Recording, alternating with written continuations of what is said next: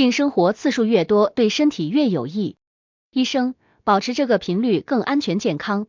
有关性生活，人们或多或少都听说过一些关于频率的说法。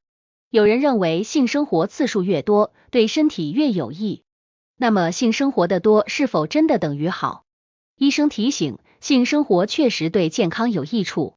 但是想维持这种益处，要注意以下几点。一、性生活的益处。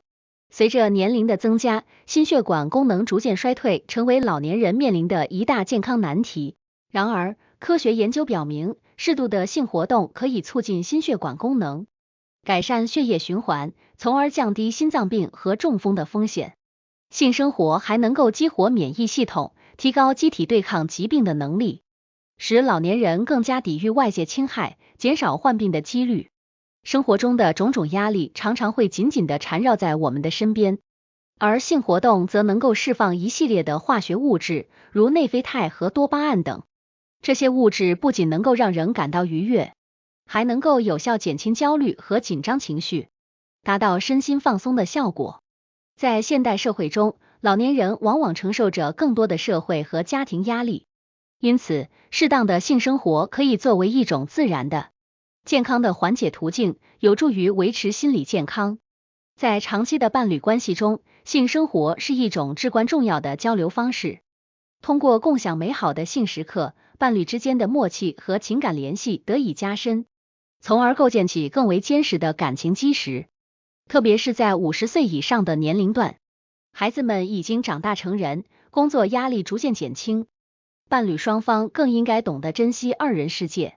通过性生活来进一步加深感情，共同迈向人生的下一个阶段。性生活不仅仅是一种身体上的愉悦，更是一种心灵的愉悦。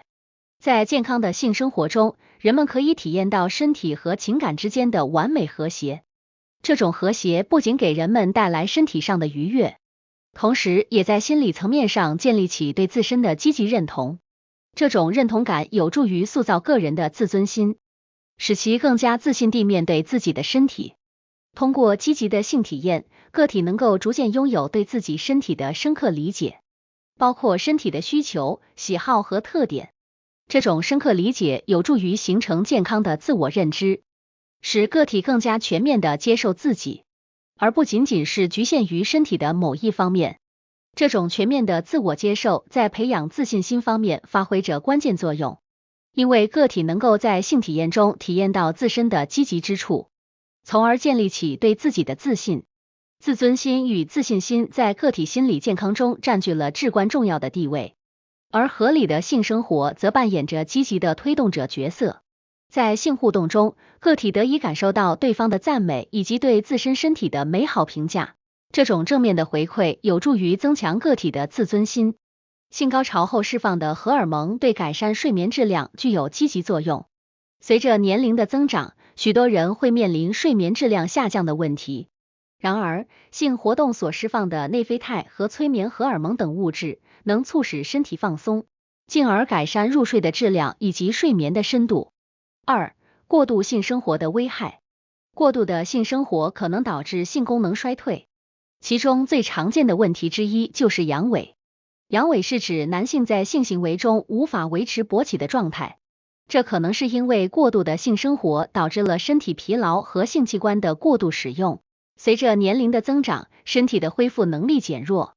过度性生活可能会对性功能产生更为显著的影响，给性生活带来一系列的困扰。过度的性生活对个体的整体健康可能产生负面影响，不仅仅局限于性功能的影响。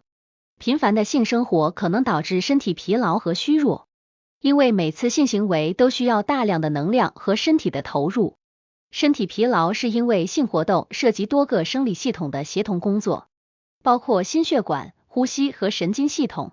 频繁的性生活可能使这些系统长时间处于高度激活状态，导致体能消耗过大。尤其是在激烈的性活动中，心率和呼吸率的急剧上升会使身体大量消耗氧气和能量，从而导致疲劳感。除了身体疲劳，过度的性生活还可能对免疫系统产生负面影响。持续的生理激活和能量耗费可能削弱免疫系统的功能，使个体更容易感染疾病。免疫系统的削弱可能导致感冒、疲劳和其他健康问题的增加，从而影响整体身体的抵抗力。在心理层面，频繁的性生活也可能导致心理疲劳和焦虑。由于性行为涉及到情感和身体的紧密联系，过度的性活动可能导致心理上的疲惫和不适，尤其是在过度强调性能力和表现的社会环境下，个体可能因为焦虑而影响到性生活的质量和满足感，甚至导致性功能障碍。尤其是对于50岁以上的人群，身体的代谢和恢复速度相对较慢，过度的性生活可能使其难以应对疲劳，进而影响日常生活质量。在精神层面上，过度的性生活可能会给个体带来额外的负担和不安。由于社会的性价值观和对性的期望，一些人可能会觉得过度的性生活是对自身能力的一种强求，这种心理负担可能会进一步加剧已经存在的身体不适。频繁的性生活可能会使每次的性行为变得单调和例行公事，从而降低了性生活的愉悦感。这给夫妻关系的维护和情感的培育都带来了一定的挑战，因此需要适度控制性生活的频率，以保持夫妻间的热情和新鲜感。在中年及以上的人群中，夫妻关系更加重视心灵的契合和情感的深度。然而，过度的性生活可能会使夫妻之间的交流变得单调，夫妻可能会逐渐失去对对方的兴趣，从而影响到夫妻之间的默契和相互理解。3. 性生活的正确频率。根据医学专业的建议，1周2到3次是一个较为理想的频率。性生活是一种身体活动，涉及到多个生理系统的协同工作。适度的性活动有助于促进血液循环，保持生殖器官的正常功能，防止生殖系统出现问题。这一频率也有助于维持性激素的平衡，对于生殖系统的正常运作至关重要。每次性生活都需要大量的能量和身体的投入，过度的性生活会使身体长时间处于紧张状态，导致体能消耗过大。适度的性生活可以确保身体有足够的时间进行恢复，防止因连续性活动而导致的身体疲劳和虚弱感。性生活不仅仅是一种身体的活动，更涉及到情感和心理的因素。过度的性行为可能会引发对性能力和表现的焦虑，从而影响到性生活的质量和满足感。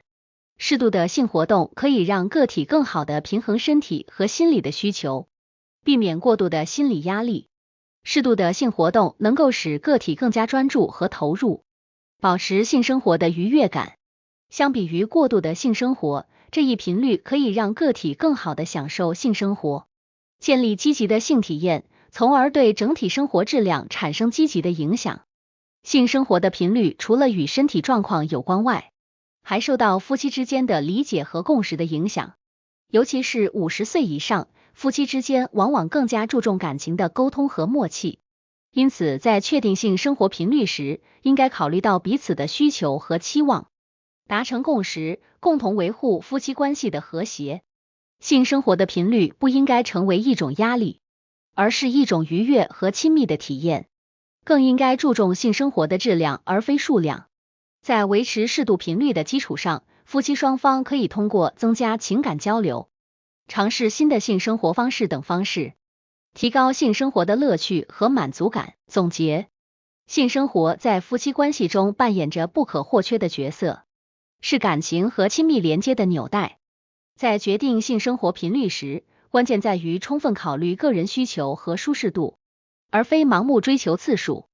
适度的性生活频率可以确保身体得到足够的休息和恢复，同时也有助于维持夫妻关系的和谐。